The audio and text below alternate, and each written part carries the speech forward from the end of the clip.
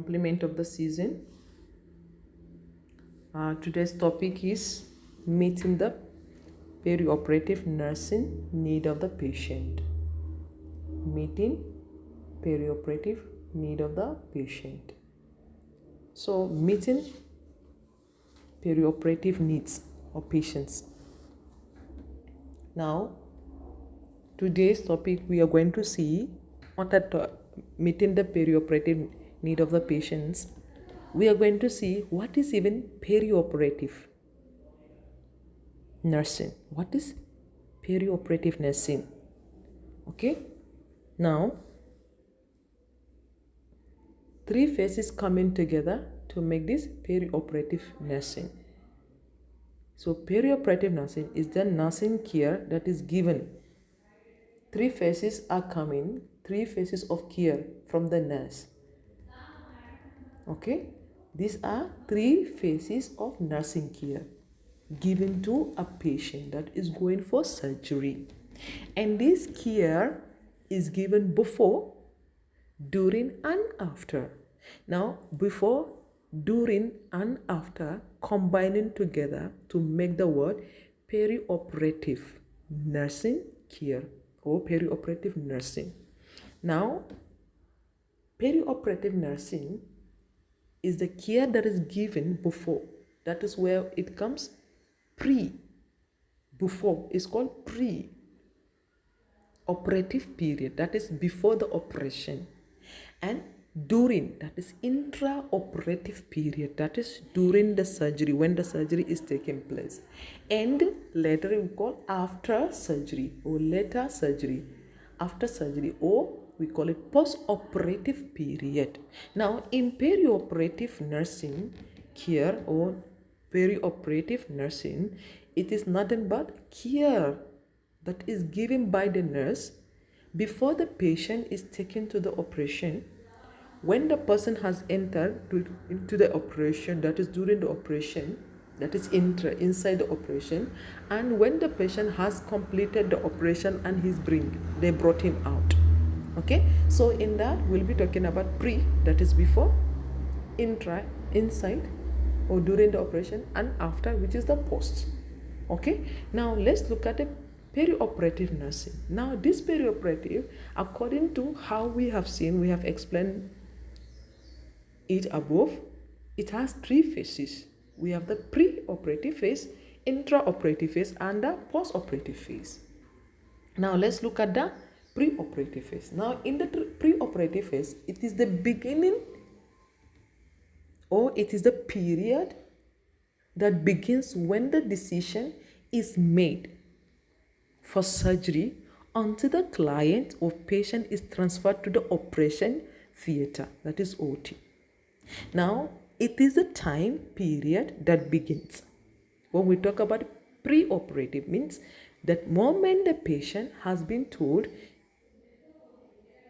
you're going for surgery by the doctor, by the surgeon, until the patient or client is transferred. He has been prepared and taken into the OT. That is pre-operative. Before. Okay? Now, intra. When we talk about intra, it is the period from which the patient is transferred from the operation table and continues till the patient transferred to the post-operative recovery area. Intra means the moment the patient enters. No, after you have transferred your patient, you brought him into the OT. They are going to keep him on the OT table.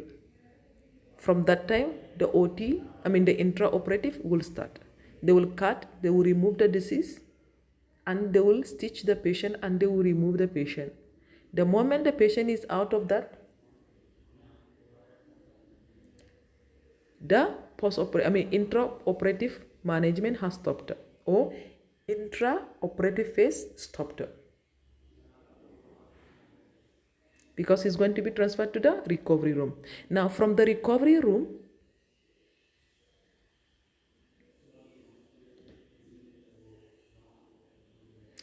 until the patient is discharged from the hospital or by the surgeon, that is where the post-operative finished.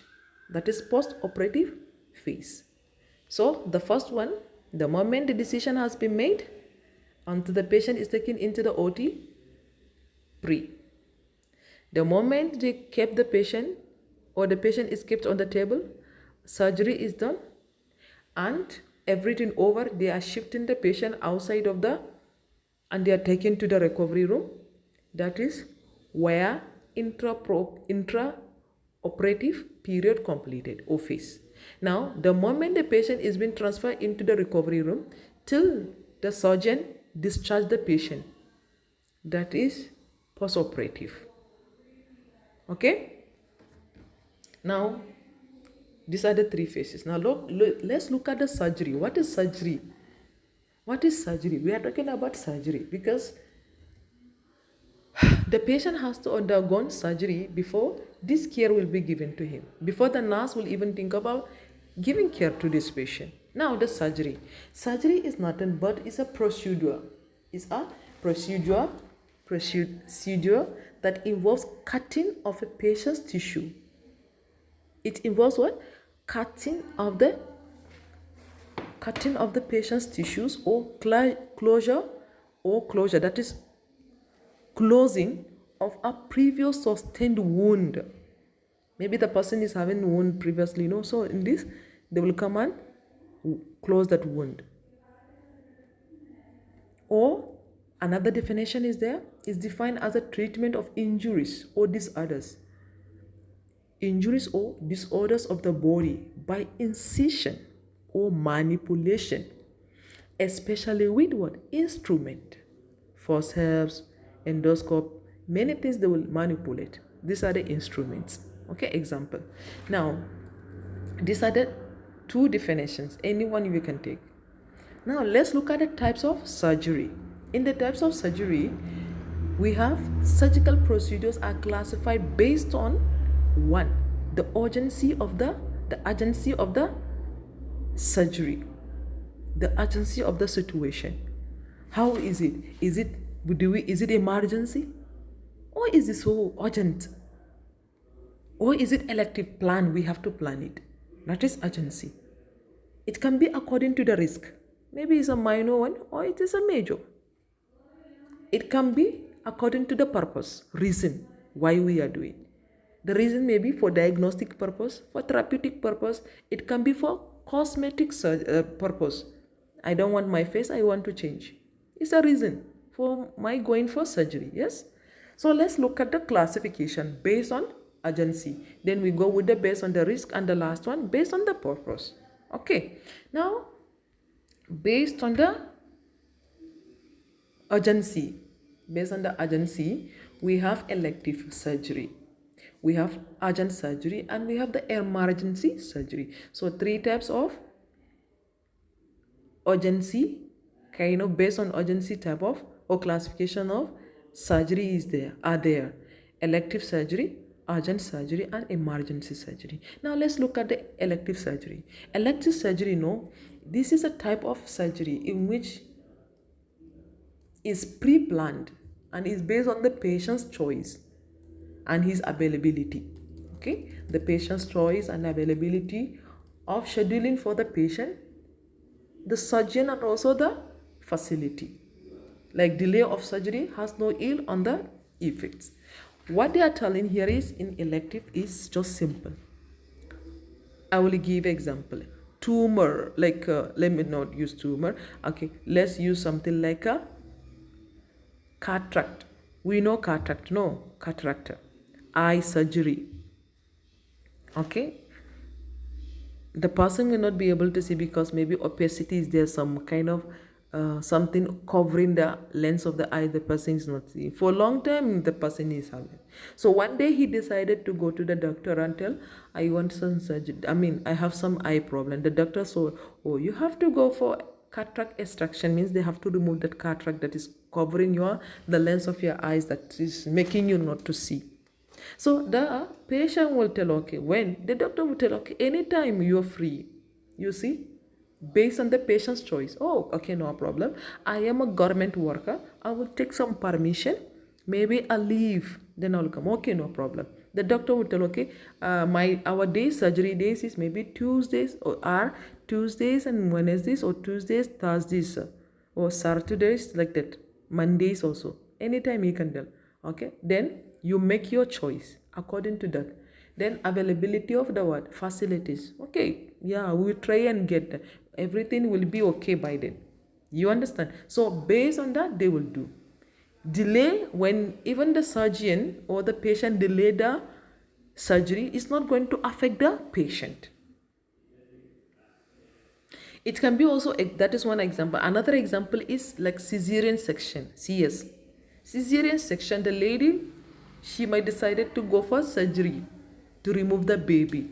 Cesarean section. So in that, what she's going to do, they will plan with the doctor at appropriate time. Maybe the pregnancy will be entering the 9th month. So at that time, when the pregnancy is at term, she will come at her own time as arranged by the doctor.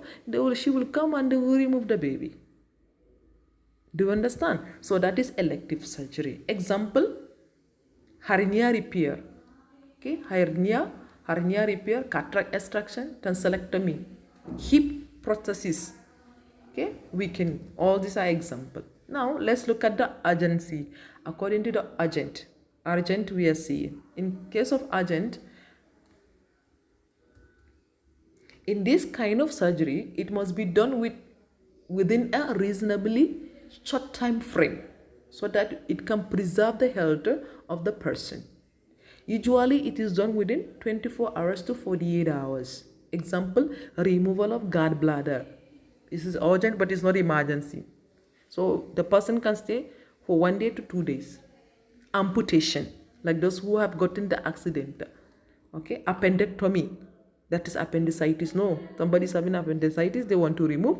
So removal of this appendicitis is called appendectomy. Okay.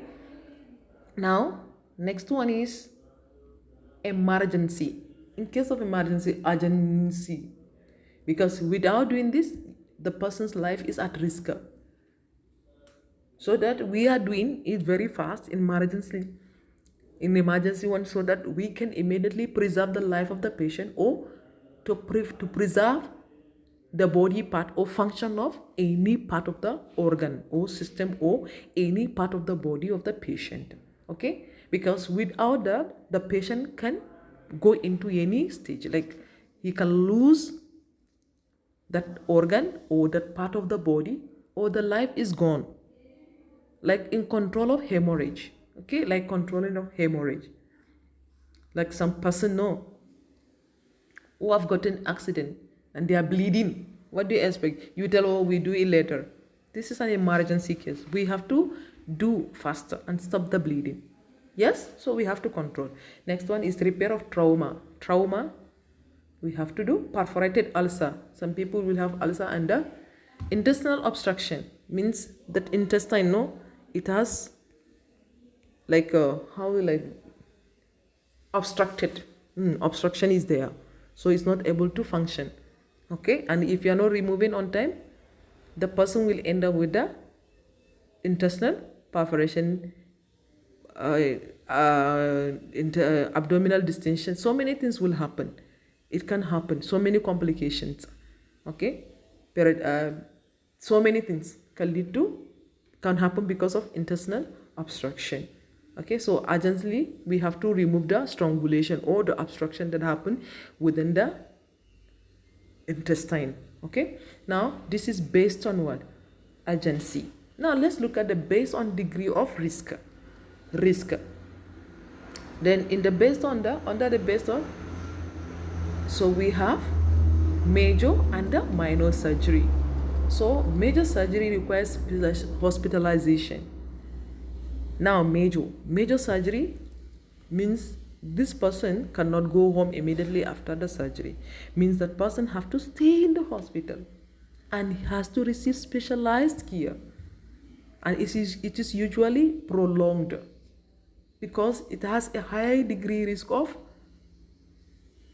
any complication can happen, risk of having complications. And this kind of surgery, mostly it involves what? major body organs, and the condition may be life-threatening. The person can be in life-threatening situation. Okay, so that is why it is called major surgery. Example, I'll give hysterectomy. When we say hysterectomy, removal of the uterus. Okay, it can come radical myomectomy, like mastectomy, removal of the breast, laparotomy, like in case of intestinal obstruction or intestinal bleeding. Okay, all those abdominal bleeding, whatever, internal bleeding, whatever. So we can go with the laparotomy, nephrectomy, hysterectomy, radical mastectomy, laparotomy. All these things are major surgeries. Now let's look at the minor. In minor, is usually brief. It carries low risk. So there is low risk for these complications. Okay. And the person can go. It can be elective, planned, like the first one we have seen. So it can be planned. Example, like removal of the teeth. Somebody is having teeth problem. No, I couldn't sleep yesterday. You remove, then you go home. Maybe they can give you sometimes to rest. Maybe some hours you can go. Cataract extraction, they can tell 1 day only, then you go. Yes, sometimes that very day also we can go after some hours. Patient's condition is stable, then they can go. Okay, now the last classification of the surgery is based on the purpose, reason why we are doing. Some of this surgery we are doing because of diagnostic reasons. We are doing for diagnostic reason to find out what is the problem, like in cancer cases. Okay, tumor we are taking, we can do the surgery and take some part of the tissue, and we are taking for diagnostic to find out whether it is a cancer or not. Ablative also is there, palliative is there, reconstructive is there, and transplantation is there, constructive also is there. Now let's look at the diagnostics type of surgery. In diagnostics type of surgery or classification, surgery is done to make or to confirm a diagnosis. Example, biopsy, I've told, bronchoscopy, endoscopy, all these things we are doing. Now ablative surgery, when we talk about ablative surgery, is to remove a diseased body part. So surgeries are done to remove a diseased body part, like appendix, like amputation, like removal of the breast, removal of an organ, any part of the body. So that is ablative surgery. Okay, like somebody is having appendix, they will remove the appendix. Yeah, so they will do appendectomy. Maybe leg we cannot repair, bone all damage, so they have to do amputation and remove. Now we go with the third one, which is palliative surgery. So another purpose is palliative. Okay, maybe that person is having so much pain. Yeah, because see, the disease is not cured. We cannot cure the disease, but we have to give palliative surgery so that we can relieve or reduce the intensity of the illness. So they will go with the surgery, like colostomy, like somebody who is having cancer of the colon. So what we do? Or nerve root resection. The person is having colostomy, what we'll do? We have colon cancer of the colon. So if the person is having cancer of the colon, whatever maybe, we cannot do anything. Patient is having so much pain. So what we are going to do? We have to do colostomy, opening, so that we can reduce the intensity of that pain or illness that person is passing through. Yes, nerve root resection. Okay, we can also do.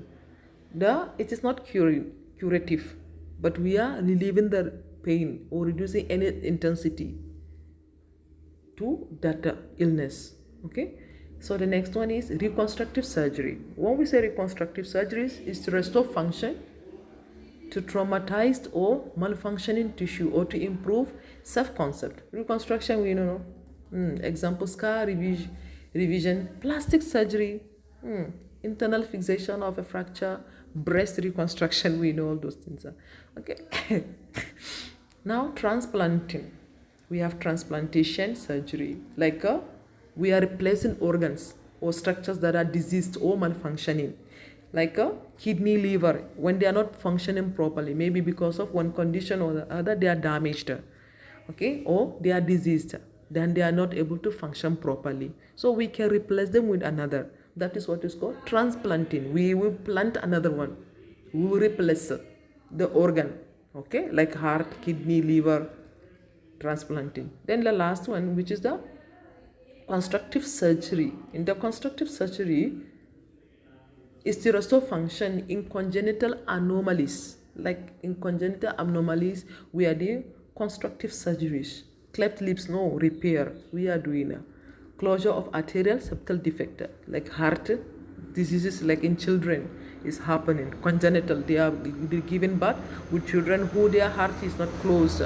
So because of that, they have to go for constructive surgery, okay, so that they will close that defect, that opening within the heart, okay, or maybe cleft lips because of the cut in the lips, most especially the lower upper lips is affected. Sometimes it will join with the nose, full nose will see, you can even see, okay, down inside the nose, you can see the child also is sucking the breast, it will be coming through that opening, so they have to close that cleft lips or cleft palates also. So many things are there. Now the next one, this is all about the surgery. Now in the surgery, we are able to see on the surgery or meeting the perioperative nursing care, we are able to see what is perioperative nursing. We have seen the phases, which are 3, and each of these we are able to explain: preoperative, intraoperative, and postoperative. Then we have seen the surgery. Then we have seen on the surgery, what is surgery? What are the types of surgery? Okay, and we have seen the 3 classification: urgency, risk, and the purpose. And each of them we have seen their content. Like the urgency, according to the urgency, we have elective surgery, urgent surgery, and the emergency surgery. Then with their examples also. Then urgent surgery also we have seen with the example, emergency surgery with the example. Then the second one we have seen surgery based on the degree of risk. Okay, according to the risk, major surgery and the minor surgery. We have seen what is major surgery, example of major surgery. We have seen minor surgery, example of minor surgery. Then we have seen according to the purpose, which we have diagnostic, ablative, palliative, reconstructive, transplantation, and constructive. Each one of them we have seen and there are examples. Okay, so the next thing we are going to see is anesthesia. Now anesthesia is nothing but is a temporary state that causes unconsciousness. It causes what? Unconsciousness, loss of memory, lack of pain, and muscles relaxation. Okay, that is called anesthesia. This is anesthetic machine. So anesthesia is nothing but is a temporary state that causes or that leads to unconsciousness, loss of memory, lack of pain, and muscles relaxation. Remember, it is temporary, not permanent. Okay, now types of anesthesia, we have local anesthesia, general anesthesia, regional anesthesia, and conscious anesthesia. So local anesthesia, general anesthesia, regional anesthesia, and conscious sedation is there. So in local anesthesia, what we have, local anesthesia, it involves injection of local anesthetic into the tissues near the surgical site. Okay, I like example I want to give. In minor surgery, like eye is extraction, so they can give like so local anesthesia down the conjunctiva so that it will give some anesthetic effect. Okay, not directly on inside the eye, but near the tissue, into the tissues near the surgical site only they will give. Okay, we are using some drugs, lidocaine, xylocaine, they will give there. Okay, example, let's see. Now it is usually used for minor surgery, I've told you, such as nail toe nail repair we can use, skin lesions, or cut to remove something like biopsy. Sometimes no, also like if you have a cut, yes, and they want to do the suture, how they will do, you cannot endure the pain, no, so they can give at the side of the tissue area around the suture or wound side, they will give the anesthesia and the pain will go, then they will do the stitches. Yes, so that is it. Now example of local anesthesia, the lidocaine.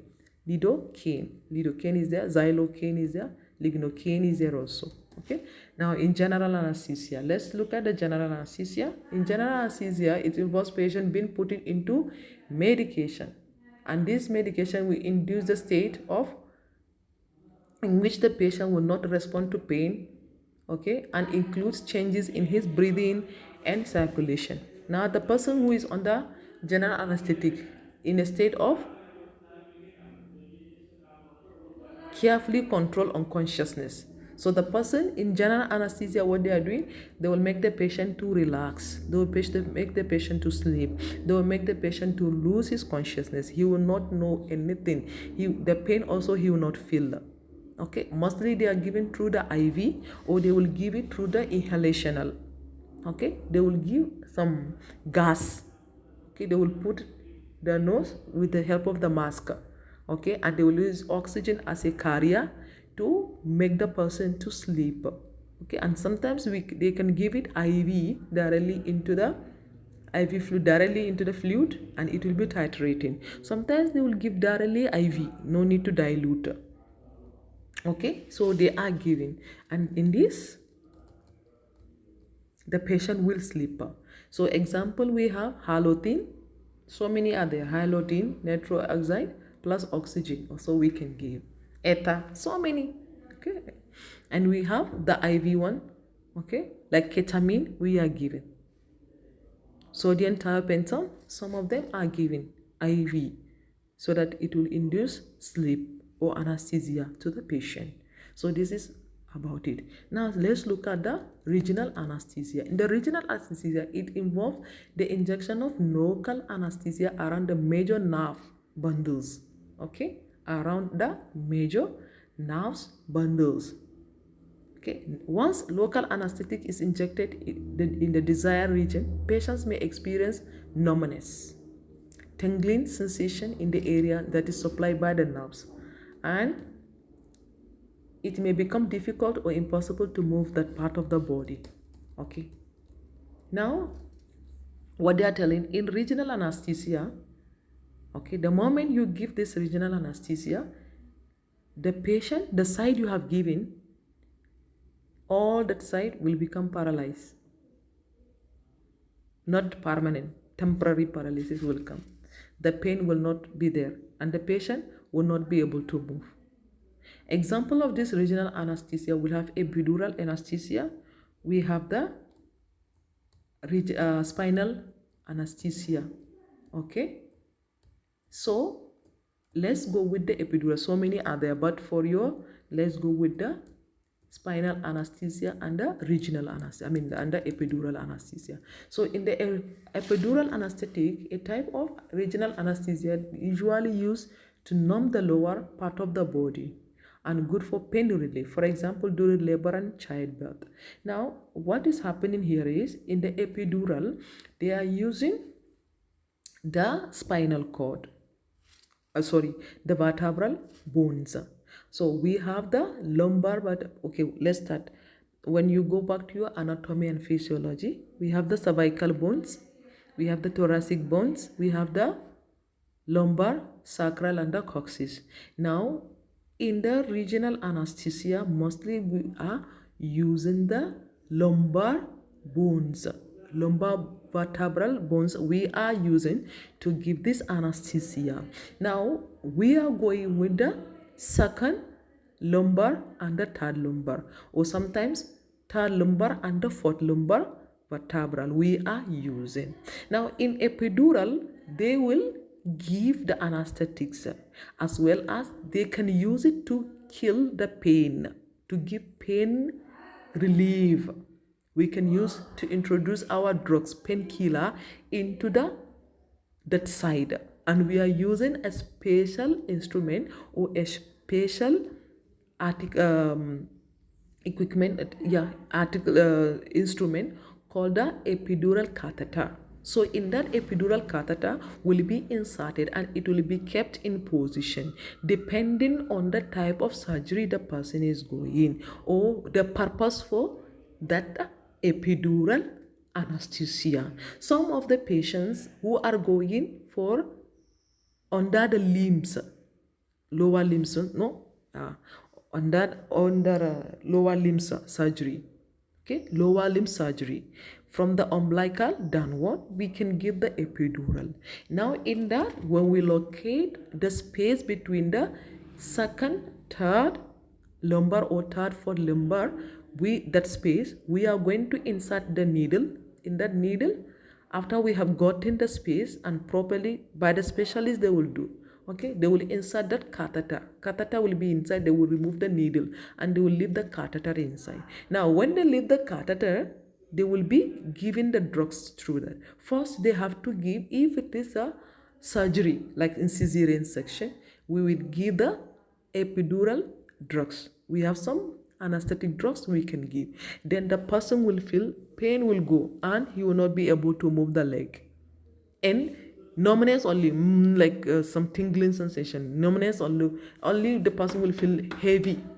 That legs or part is being heavy. He will not be able to lift. And they are cutting also, he will not feel anything. Okay, and also they will be introducing some painkillers, like some analgesics. No, they will give and the person will not feel pain. Like in childbirth and labor, during the labor and childbirth.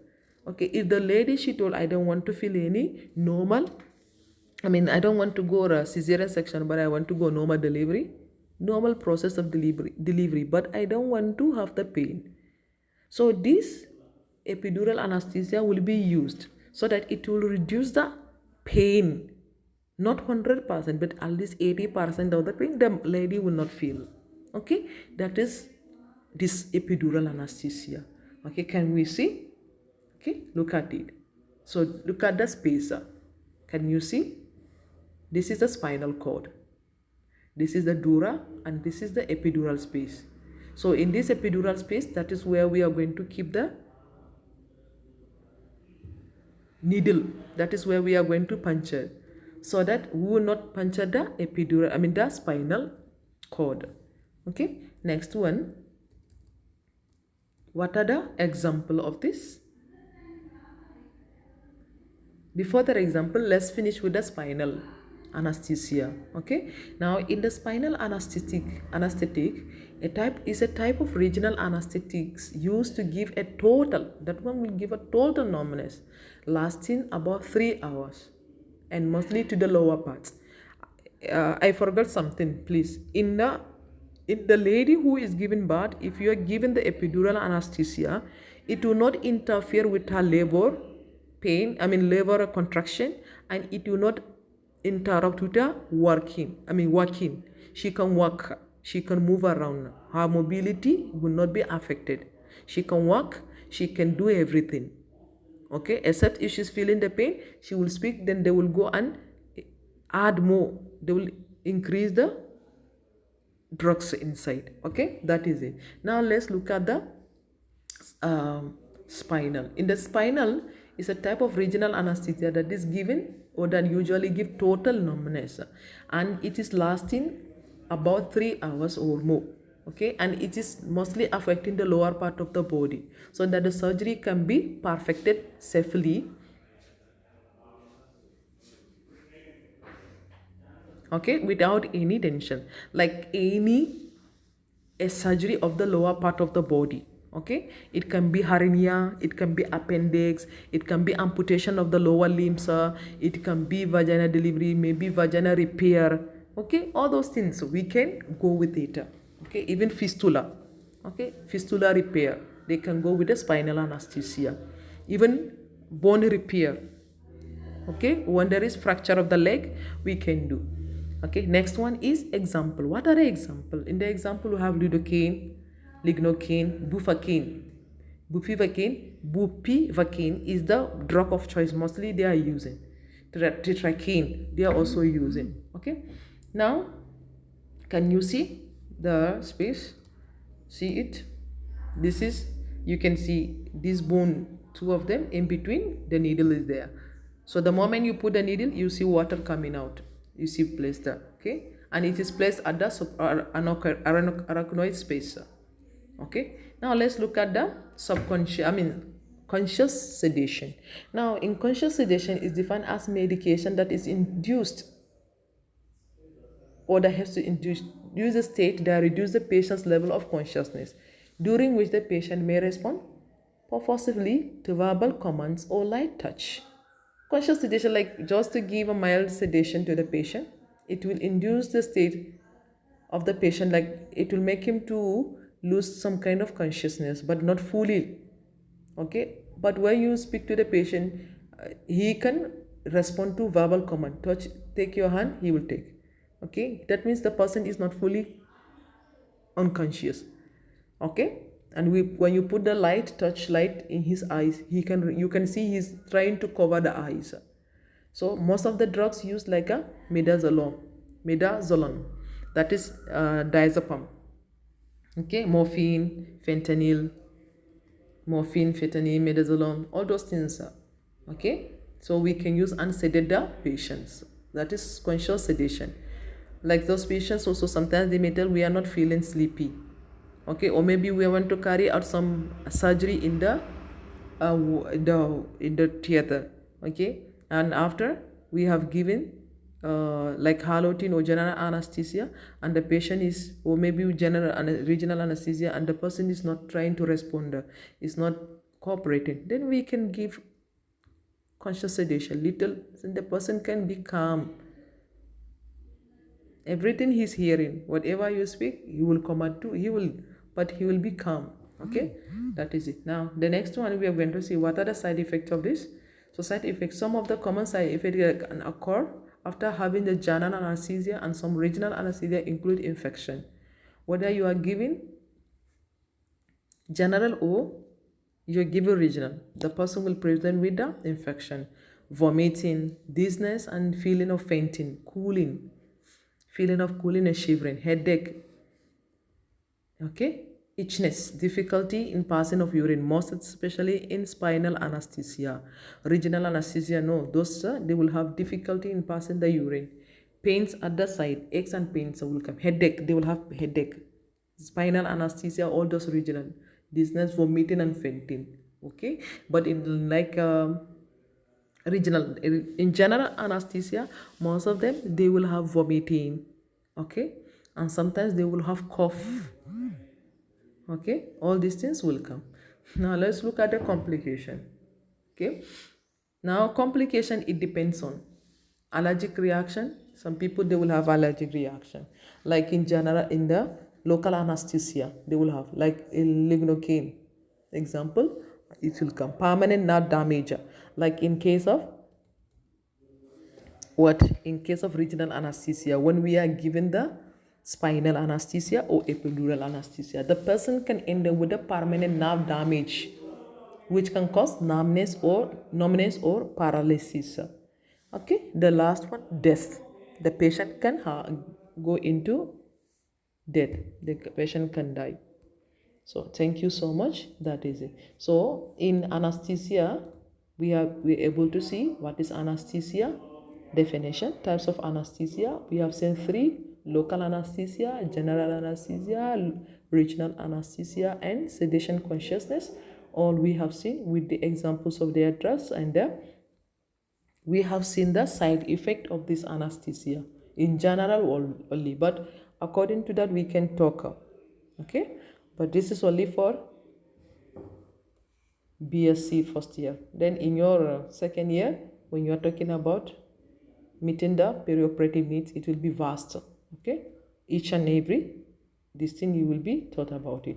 Then we have seen the side effect of it, and we have seen the complications of this anesthesia. Thank you for listening, and have a wonderful day.